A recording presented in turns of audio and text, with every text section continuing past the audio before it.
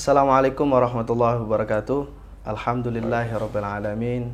Allahumma shalli ala sayyidina Muhammad wa ala ali sayyidina Muhammad. Senang sekali pada hari yang begitu mulia ini di bulan Ramadan kita bisa bersama-sama mendengarkan, menyimak dan mengkaji terkait tentang ajaran-ajaran suci dari Al-Imam Abdullah bin Ali Al-Haddad bersama Habib Nabil. Assalamualaikum Habib. Waalaikumsalam warahmatullahi. Insyaallah pada pertemuan kali ini kita akan mengkaji terkait tentang peninggalan warisan yang sangat berharga dari beliau, yaitu kitab Risalah Adab Suluk Al-Murid, yaitu kitab yang mencoba untuk mengkaji tentang etika kaum sufi, atau lebih tepatnya adalah etika adab yang harus dipersiapkan bagi kita seorang murid ingin wusul kepada Allah Subhanahu wa taala. Sebelum kita memasuki fasal pertama, ada beberapa pertanyaan yang perlu saya tanyakan, Ustaz, terkait tentang judul kitab ini. Yeah. Kenapa Imam Abdullah itu lebih memilih diksinya adalah diksi adab, tidak akhlak ataupun yang lainnya, sedangkan padahal Rasulullah SAW diutus sebagai penyempurna akhlak.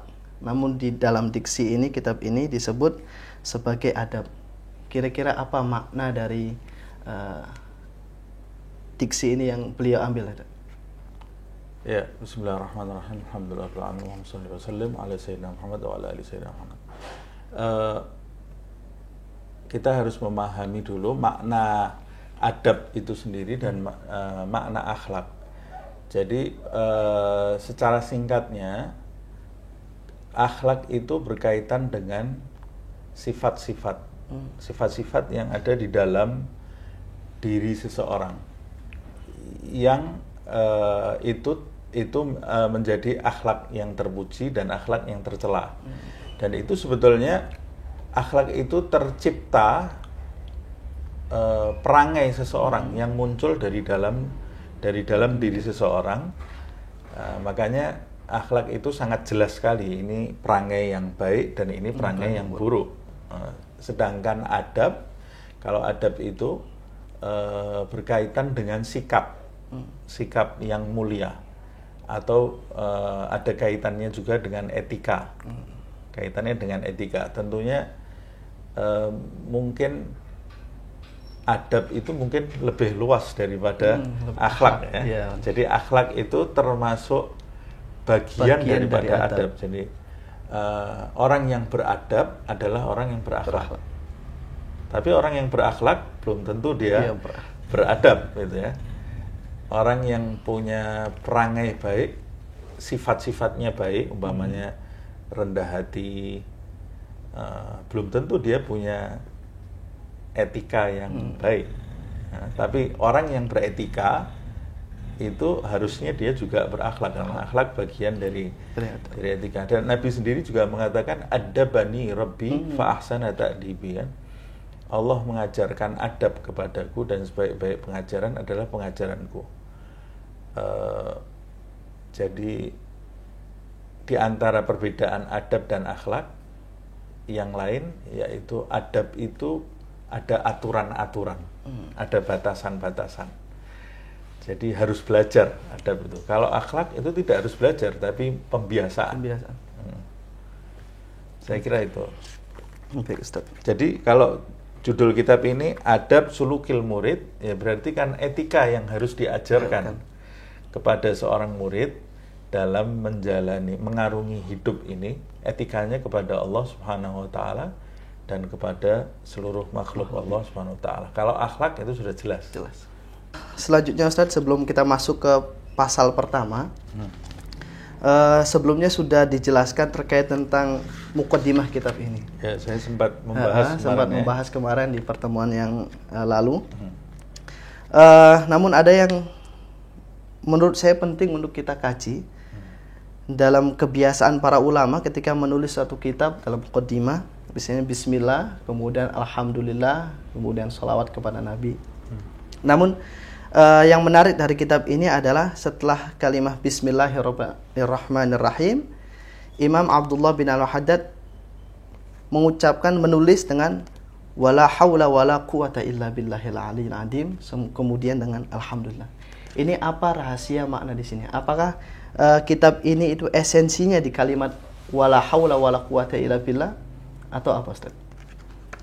Memang biasanya kalau di dalam kitab-kitab itu seperti yang disebutkan di dalam beberapa riwayat, memulai kitab itu dengan basmalah, hamdalah, kemudian sholawat. Karena dalam sebuah riwayat kullu amrin tiba la yubda bi bismillah, dalam riwayat bi alhamdulillah, dalam riwayat bis salah ala nabi bahwa aqta au abtar au ajdam. Semua perbuatan yang tidak dimulai dengan bismillah atau hamdalah atau dengan sholawat, maka perbuatan itu sedikit berkahnya. Tapi Al-Imam Abdullah bin Al-Haddad di dalam kitab ini dia menyebutkan 3 hal itu dan menambahkannya dengan la haula wala quwata illa billahil aliyil azim. Boleh jadi rahasianya ya karena dia memulai kitab itu dengan benar-benar menggantungkan dirinya kepada Allah Subhanahu wa taala. Bisa jadi sebagai pengingat dirinya bahwa sebenarnya yang tertuang di dalam kitab ini bersumber dari Allah Subhanahu wa taala. Bisa jadi juga memberitahu pembacanya untuk memulai perjalanan adab ini, terutama murid-murid ini mengajarkan kepada kita semua, murid-murid ini, pembaca kitab ini, bahwa memulai perjalanan mendekat kepada Allah Subhanahu wa taala itu dengan cara terus bersandar kepada Allah Subhanahu wa taala, tidak menggantungkan diri kita kepada kekuatan kita, kepada intelektual kita, tapi kepada Allah Subhanahu wa taala. Plus kalimat la haula wala quwata illa billah yang disebut juga dengan haugalah, itu memiliki manfaat yang luar biasa memang. Di antaranya di dalam hadis disebutkan la haula wala quwata illa billah dawaun li tis'a wa tis'ina da aisaruha alham. Kalimat haugalah ini kata Rasulullah SAW obat untuk 99 penyakit.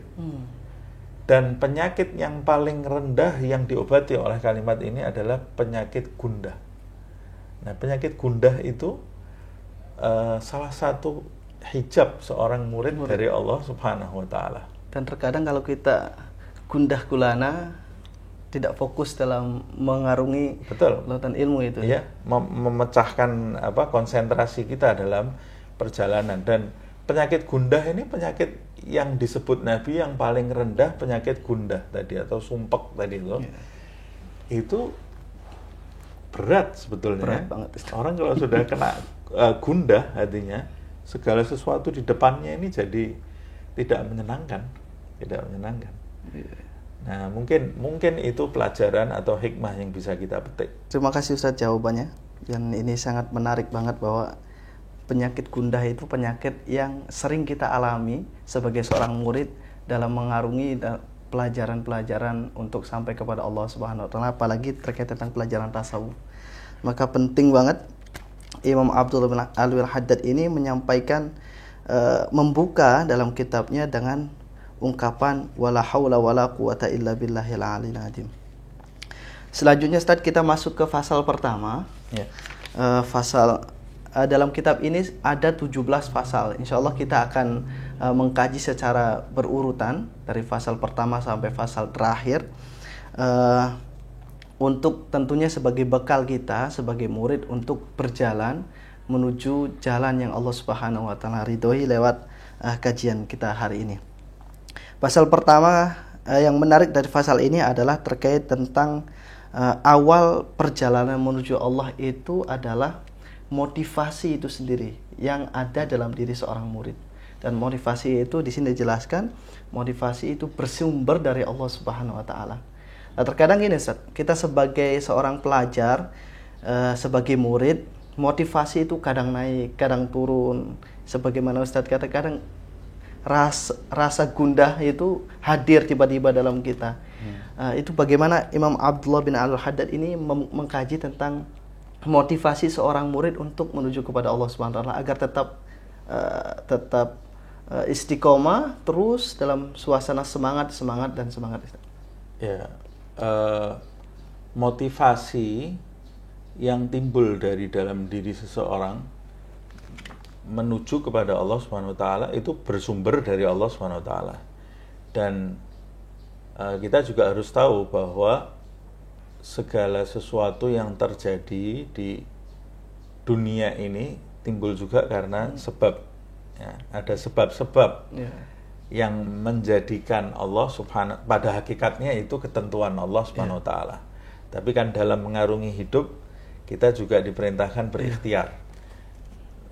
Jadi sebenarnya ada sebab-sebab yang menjadikan Allah Subhanahu wa taala menghembuskan motivasi itu ke dalam diri seseorang, atau mungkin yang kemudian nanti dikenal dengan hembusan hidayah, atau hembusan taufik, atau dikenal juga dengan nafahatur rahman. Tapi memang hembusan hidayah itu tidak kemudian menjadikan hamba itu 100% kemudian menjadi sempurna, dan sudah dia berjalan di jalan yang lurus sampai akhir hayatnya. Tidak seperti itu, karena memang untuk mendekat kepada Allah itu memang memerlukan mujahadah, itu ya, mujahadah. Walaupun hembusan yang atau motivasi yang timbul dari Allah Subhanahu wa taala, jadi lintasan itu berbeda dengan lintasan atau bisikan yang timbul dari malaikat, kan? Kata Imam Ghazali di kitab Minhajul Abidin, dia menjelaskan motivasi yang timbul, motivasi kebaikan yang timbul dari dalam diri manusia itu bisa muncul dari 3. Bisa dari Tuhan, bisa dari malaikat, bisa dari setan. Setan juga memotivasi kebaikan. Apa yang membedakannya, Ustaz? Yang membedakannya, kalau motivasi dari Tuhan itu jauh lebih kuat daripada bisikan, maksud saya, bisikan dari Tuhan, bisikan kebaikan dari Tuhan itu jauh lebih kuat daripada malaikat. Biasanya kalau bisikan itu timbul dari Tuhan, itu kesiapan orang untuk mewujudkan bisikan tadi itu akan lebih kuat. Kalau dari malaikat lebih lemah, sehingga kadang-kadang timbul niat tapi tidak sampai terwujud, ya, tidak sampai terwujud. Kalau dari setan, bisikan kebaikan dari setan itu dengan tujuan buruk. Jadi setan itu kadang-kadang memotivasi seseorang untuk melakukan kebaikan supaya dia ketinggalan sesuatu yang lebih baik. Jadi kita terlena. Jadi setan itu pada prinsipnya ingin mengajak manusia untuk menjadi buruk. Tapi kadang-kadang ada manusia yang tidak bisa dimotivasi untuk berbuat buruk. Jadi setan memotivasi dia untuk berbuat keburukan dalam tampilan kebaikan. Jadi bisikan baiknya setan itu buruk, gitu ya. Dia bisa jadi merasa manusia tadi itu sedang melakukan kebaikan, padahal itu yang ada keburukan. Atau dia sedang melakukan kebaikan, meninggalkan sesuatu yang lebih pantas dia lakukan daripada kebaikan yang sedang dia lakukan. Contohnya, seorang suami di atas sejadah berzikir, mengaji, tapi meninggalkan tanggung jawabnya bekerja, menafkahi keluarganya, sehingga menjadikan keluarganya terlantar. Loh, berzikir, membaca Al-Quran itu sesuatu yang baik. Jadi secara lahiriah itu baik, namun secara batiniah dan secara yang lainnya itu pada dasarnya adalah buruk itu sendiri. Buruk. Nah, Imam Abdullah bin Al-Haddad di dalam kitab ini juga menjelaskan kalau bisikan itu sudah masuk ke dalam diri seseorang, atau nafahat atau hembusan kebaikan itu sudah masuk ke dalam diri seseorang itu anugerah yang luar biasa. Tapi anugerah ini harus dijaga. Kalau tidak dijaga, ya dia bisa lenyap juga. Kita sebagai seorang murid bagaimana menjaganya itu, Ustaz? Nah, di dalam kitab ini disampaikan oleh Al-Imam Abdullah bin Al-Haddad,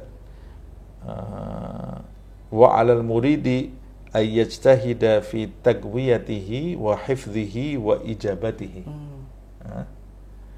Di dalam kitab ini beliau menjelaskan, maka bagi seorang murid yang sudah mendapatkan percikan hidayah ini atau hembusan nafahat tadi itu, hembusan hidayah tadi itu, bagi seorang murid hendaklah dia yajtahidah, bersungguh-sungguh fi taqwiyatihi, dalam memperkokoh motivasi tadi supaya tidak lenyap, tidak luntur, wa hifdhihi, dan menjaga, wa ijabatihi, dan menjawab setiap motivasi. Jadi seorang murid yang diberkahi itu dia tidak berhenti di satu titik, tapi dia terus melangkah maju. Sebab bisikan-bisikan hidayah tadi atau hembusan hidayah tadi itu tidak hanya sekali di dalam perjalanan rohani, tapi dia akan dipanggil terus, panggilan demi panggilan di depan.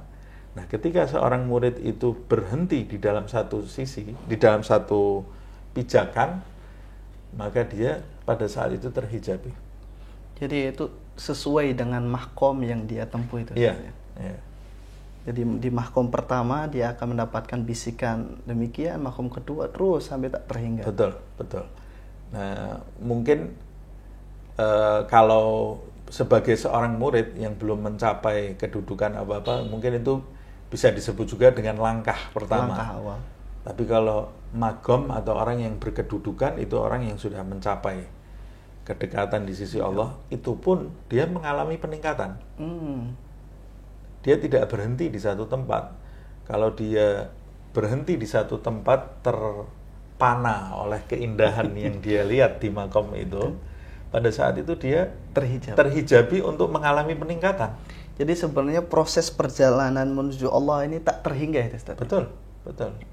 Ya. Nah, itu dijelaskan oleh seorang ulama. Kadang-kadang seorang wali itu berada di dalam kedudukan, dia terperangah dengan keindahan yang dia saksikan, ya, di dalam kedudukan itu. Tapi kalau dia merupakan wali yang diberkahi oleh Allah Subhanahu wa Ta'ala, ya kedudukannya mau dinaikkan, itu dia mendengar panggilan yang di depanmu lebih indah lagi. Maka dia tinggalkan, dia terus berusaha mencapai kedudukan yang lebih tinggi lagi.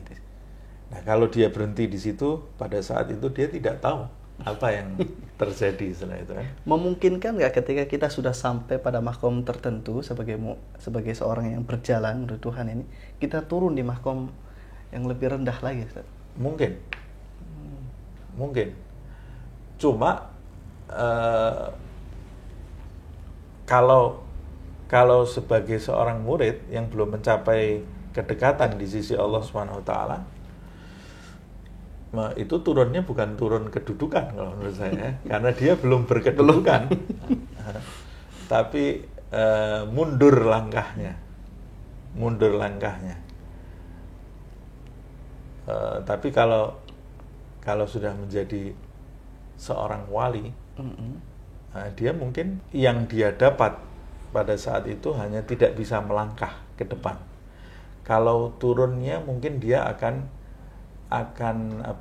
terhalangi dari mencicipi kenikmatan yang tadinya pernah dia halangi. Karena bagi kekasih Allah Subhanahu wa Ta'ala, siksa itu bukan musibah yang dialami oleh manusia awam seperti kita. Tapi musibah yang sebenarnya bagi dia adalah terhijabinya dia dari mencicipi kenikmatan bermunajat dan kedekatan bersama Allah Subhanahu wa Ta'ala. Nah, terkait ini juga menarik, Ustaz. ternyata Imam Haddad mengutip sebuah hadis Nabi yang sempat dibahas sama Ustadz terkait tentang hembusan atau nafahatur rahman itu. Inna li rabbikum fi ayyami dahrikum nafahatin ala fata'arradu laha. Ya. Jadi ini kira-kira kita sebagai seorang murid, ini kan Allah Subhanahu wa taala melimpahkan hembusan itu sendiri. Dan di sini ada konsep isti'dad, itu kesiapan. Ada ala fata'arradu laha. Ta'arrud. Maka nantikan dengan baik untuk mendapatkan karunia itu. Ya. Jadi bagaimana kita ini agar setiap ketika ada hembusan itu kita sadar bahwa ini adalah hembusan dari Allah, atau isti'dad kita seperti apa? Ya. Apa langkahnya gitu? Ya. Nabi menjelaskan di dalam hadis ini yang dibawakan oleh Habib Abdullah bin Abdul Haddad, Inna li rabbikum fi ayyami dahrikum nafahat. Berarti setiap harinya hembusan hidayah atau hembusan motivasi dari Allah Subhanahu wa taala itu terus mengalir di dalam kehidupan manusia. Jadi umpamanya kalau mau kita umpamakan hujan hidayah itu tidak pernah berhenti. Kalau hujan di bumi ini hujan yang fisik itu ada musimnya. Tapi kalau hujan rohani ini tidak ada hentinya. Setiap hari itu dikucurkan oleh Allah Subhanahu wa taala dari langit. Cuma seperti halnya hujan yang secara fisik itu, kalau kita tidak menyediakan bejana untuk mewadahi air hujan tadi, ya kita tidak dapat apa-apa. Hujan itu akan diserap oleh tanah. Nah, sama seperti itu. Kita kalau tidak menyediakan wadah untuk hujan nafahat ini, hujan motivasi Allah Subhanahu wa taala, ya kita tidak akan mendapatkan apa-apa. Makanya Nabi Muhammad SAW menyebutkan di dalam hadis ini, ala fata'arradu laha. Ta'arradu itu artinya sodorkan dirimu, maksudnya hadanglah, sediakan wadah untuk hembusan tadi, untuk motivasi tadi. Dan ini di sebelumnya Habib Abdullah bin Abdul Haddad mengatakan wa ta'arrudu lin nafahat ma'murun bihi. Menyodorkan diri atau menyediakan wadah atau menghadang hembusan motivasi, hembusan hidayah dari Allah Subhanahu wa taala, ma'mur, diperintahkan, muraghab, diajak oleh Nabi Muhammad SAW. Wal intidhar wal irtiqab biduni ta'arrud waluzumil bab humgun wa bawah. Sedangkan orang yang menanti-nanti, menunggu-nunggu saja, tapi dia biduni ta'arud, berpangku tangan, tidak pernah menghadang. Jadi dia cuma, kapan ya saya dapat hidayah dari Allah? Kapan saya dapat motivasi yang kuat dari Allah Subhanahu wa taala? Nah, apalagi di zaman ini kan banyak orang yang lesu. Saya kok tidak punya motivasi di dalam hidup ini ya. Atau sebagian orang kalau kita tanya, kamu kok belum sholat, belum dapat hidayah saya.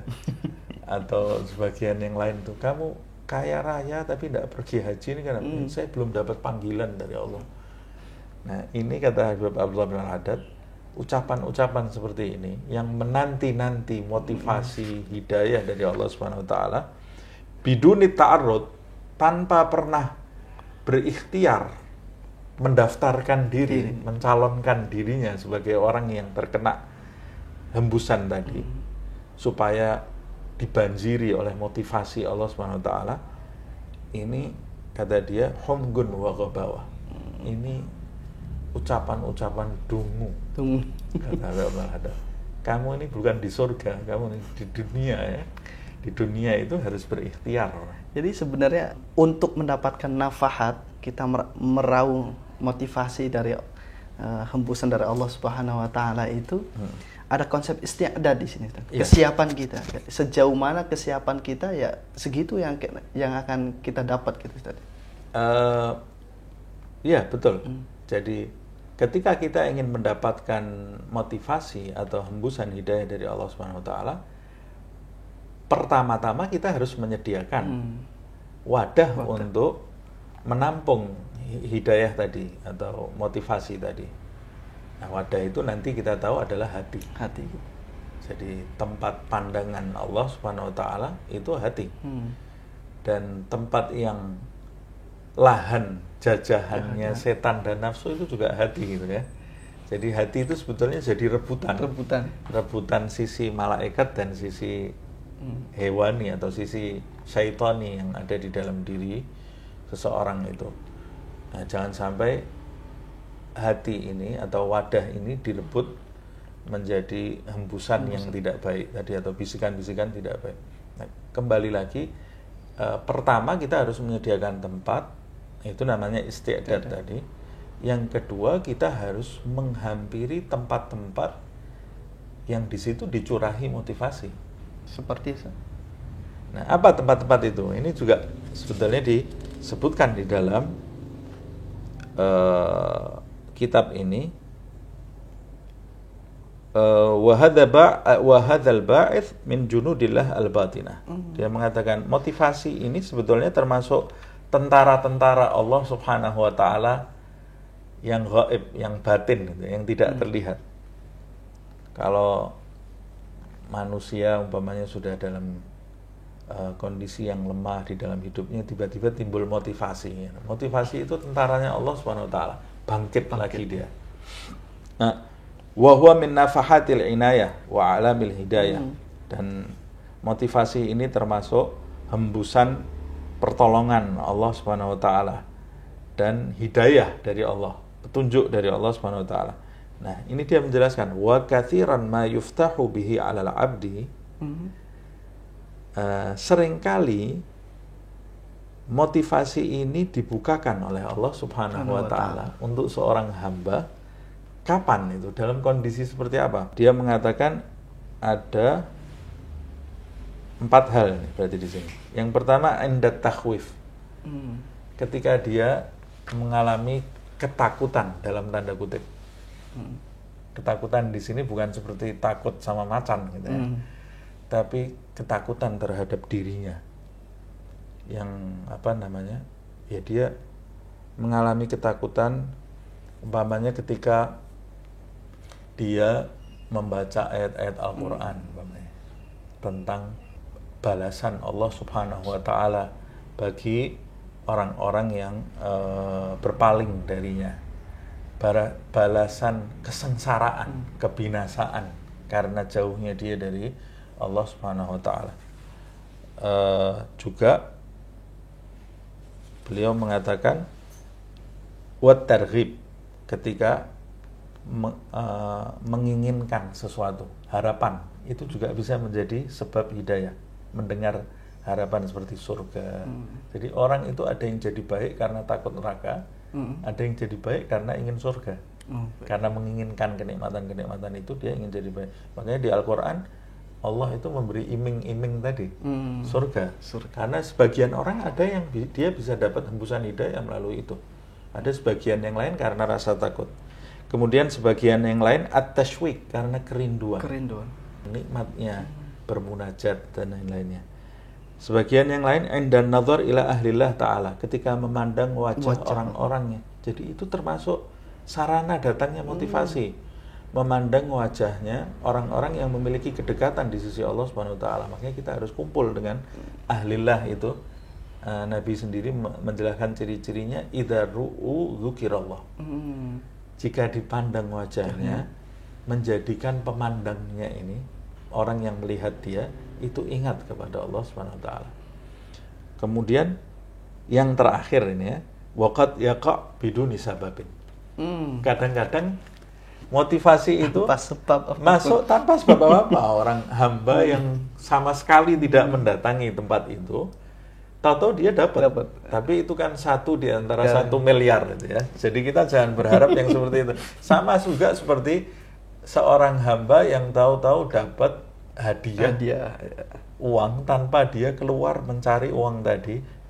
itu mungkin terjadi, menunjukkan kekuasaan Allah Subhanahu wa taala. Kadang ini bisa dimanfaatkan juga bagi para murid, Ustaz. Betul. Saya santai sana aja, mungkin saya pilihan. Gimana kalau seperti itu, Ustaz? Ya, itu ghabawah tadi yang disebut oleh Habib Abdul Haddad, humkun wa ghabawah. Oh, gitu. Karena itu 1 di antara 1 miliar. Kenapa kamu mengorbankan masa depanmu untuk sesuatu yang tidak pasti? Coba, untuk urusan dunia kita duduk saja. Kadang-kadang kan orang bisa dapat keuntungan. Ya sudah, boleh jadi saya dapat keuntungan. Duduk, jangan keluar, jangan kerja. Kita tidak bisa untuk urusan itu. Tapi giliran untuk akhirat, kita mungkin. Padahal itu untuk melindungi rasa malas.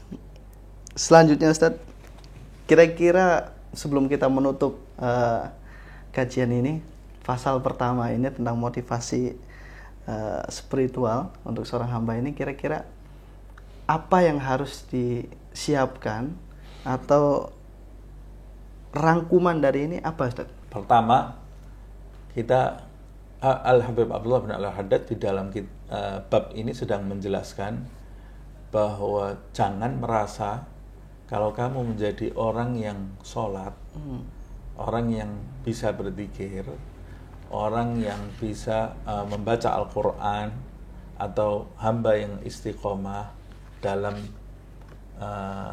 akhlak yang baik, umpamanya ya, sudah mulai bergerak menuju kepada Allah Subhanahu wa taala. Jangan pernah merasa bahwa itu timbul dari ikhtiar kamu. Tapi semua itu yang menyeret kamu, menarik kamu, itu adalah Allah Subhanahu wa taala. Jadi ikhtiar ini sebagai sebab aja, Ustaz. Nah, untuk menarik, untuk mendapatkan tarikan ilahi tadi itu, atau bisikan ilahi, atau hembusan apapun istilahnya, atau hidayah gitu ya. Itu sumbernya dari Allah Subhanahu wa taala. Tapi Allah akan menarik kamu ketika kamu mau menarik dirimu sendiri. Innallaha la yughayyiru ma biqaumin hatta yughayyiru ma bi anfusihim. Allah tidak akan merubah nasib suatu kaum sampai kaum itu sendiri menginginkan perubahan untuk dirinya. Atau di dalam ayat Allah juga menjelaskan walladzina jahadu fina lanahdiyannahum subulana. Orang-orang yang bersungguh-sungguh berusaha di jalan kami pasti akan beri petunjuk. Kan kata-katanya innallaha la yughayyiru biqaumin ma biqaumin. Allah tidak akan merubah nasib suatu kaum. Berarti kalau Allah tidak akan merubah, yang merubah juga Allah. Tapi setelah itu ada kalimat hatta yughayyiru ma bi anfusihim, sampai dia mau merubah dirinya sendiri. Jadi yang betulnya yang merubah saya atau Allah. Jadi kita ini sebetulnya Allah menginginkan kita bergerak. Jadi ikhtiar itu salah satu bukti bahwa kita sangat menginginkan hal itu. Ikhtiar itu. Nah, Habib Abdul Haddad di dalam kitab ini menjelaskan kepada kita 2 hal itu sekaligus. Yang pertama, sadari bahwa ikhtiar itu, hidayah itu sumbernya dari Allah. Namun tidak bisa mendapatkan hidayah itu sendiri. Yang kedua, kalau kamu sudah menyadari itu, pelajari bagaimana cara mendapatkan hidayah tadi. Bagaimana cara menampung nafahat Allah SWT. Di mana tempat nafahat itu? Tempat nafahat itu di tempat-tempat yang menjadikan kamu takut kepada Allah, tunduk kepada Allah, atau yang menjadikan kamu menginginkan timbul harapan kepada Allah Subhanahu wa taala, atau yang tempat-tempat yang menjadikan kamu rindu kepada Allah Subhanahu wa taala, atau rindu kepada munajat kepada Allah Subhanahu wa taala, atau bisa jadi yang tanpa sebab itu yang tidak akan kita bahas, atau yang sudah jelas lagi di tempat-tempat majelis para ulama, tapi ulama yang benar-benar ulama ini ya. Ulama yang disebut di dalam ayat innama yakhsyallaha min ibadihi ulama. Ulama itu orang-orang yang beradab, tunduk kepada Allah Subhanahu wa taala. Nah, selanjutnya berikutnya di dalam bab ini juga dia menjelaskan setelah kamu mendapat petunjuk tadi, prosesnya masih panjang. Masih panjang. Kamu harus memperkuat karena dia bisa pupus. Memperkuatnya dengan apa? Dengan bacaan Al-Quran, dengan zikir, kemudian menjaganya dari apa? Dari bisikan setan, bisikan nafsu, dari was-was, dari perkumpulan yang tidak baik. Perkumpulan yang tidak baik itu bisa mengikis hembusan hidayah tadi. Makanya kita kan kadang-kadang pernah sholat tiba-tiba nangis gitu ya. Kemudian setelah sholat nonton acara televisi umpamanya yang sia-sia gitu ya, yang menjadikan kita ngakak. Sholat berikutnya sudah tidak bisa nangis lagi. Nah, karena kita tidak menjaganya itu. Nah, itu sebetulnya lebih berat daripada kalau mendapatkannya itu kadang-kadang lebih mudah. Kita tidak tinggal mendatangi tempat-tempat itu. Kalau kita sudah tahu tempatnya, kita bisa dapat. Walaupun itu tetap ketentuan dari Allah SWT. Tapi menjaganya itu betul-betul berat sekali. Dan ini tantangan seorang murid, Ustaz. Nah, itu nilainya. Karena kalau kita melakukan mujahadah ini, maka hembusan hidayah yang lebih besar dari itu akan kita dapatkan di depan, sampai puncaknya adalah fatah, pembukaan spiritual tadi itu. Mukasyafah. Pembukaan spiritual itu gongnya itu ya. Itu yang terbesar. Nah, orang kalau dapat itu, ya dia dapat kebahagiaan dunia dan akhirat gitu ya. Nah, ini dia juga menjelaskan kan cara menguatkannya dengan zikir, dengan fikir, berseling bertafakur, dan mujalasati li ahlillah, sering-sering duduk dengan orang-orang yang punya kedudukan di sisi Allah. Wa hifdzuhu, cara menjaganya dengan menjauhi mujalasatil mahjubin, menjauhi majlis orang-orang yang terhijabi dari Allah. Maksudnya majlis yang sia-sia, apalagi yang haram gitu ya. Yang sia-sia tidak ada manfaatnya saja suruh menjauhi. Wabil i'rad an waswasatis syayatin, dan dengan berlawanan, berpaling dari bisikan-bisikan setan. Nah, terus ada juga ijabah, segera kalau dapat bisikan jangan ditunda-tunda, tapi segera meraih bisikan tadi dengan cara mewujudkan apa yang terlintas tadi dengan kembali kepada Allah. Jangan wala yatawana wala yusawif. Jangan menunda-nunda. Karena kesempatan kalau dapat celah kebaikan itu kalau kita tunda beberapa menit hilang. Bisikan itu bisa hilang. Jadi begitu kita besok aja. Motivasi itu bisa hilang. Momennya hilang gitu ya. Momennya hilang. Wala yatawana wala yusawif wala yatabata wala yuakhir. Jangan lama-lama, cepat kata dia. Kayak orang kalau mau dapat untung besar, berapa miliar, ratusan miliar umpamanya, dia mungkin enggak nanti 2 jam 3 jam lagi saya kerjakan, enggak mungkin deh. Takut hilang ini kesempatan ini. Nah, ini lebih dari dunia seisinya kesempatan ini. Nah, kalau kamu tunda berapa menit lagi belum tentu momen itu masih ada di dalam diri kamu. Waqad amkanathul fursatu falyantahizha. Ini kesempatan yang belum tentu semua orang dapat. Ada orang umurnya sampai 70 tahun sama sekali belum pernah masuk hembusan hidayah di dalam hatinya. Nah, kamu ini dipilih oleh Allah di antara miliaran orang ini yang diberi percikan tadi. Nah, jangan kamu tunda-tunda. Wal yahdhar min ghadin ba'da ghadin. Hati-hati dengan sikap besok. Besok. Hati-hati dengan sikap seperti itu. Fa inna dzalika min amali syaitan. Karena hal itu termasuk perbuatan setan. Nah, ini terakhirnya kan ditutup. Qala Abu Rabi' rahimahullah, siru ilallah urjan wa makasira wa la tantadiru sihah fa inna intidhari sihhati batalatun. Jangan menunggu sehat dulu. Berjalanlah menuju Allah Subhanahu wa taala dalam keadaan patah dan pincang, dalam keadaan pincang dan patah. Artinya diri kamu ini belum benar, ini belum sehat.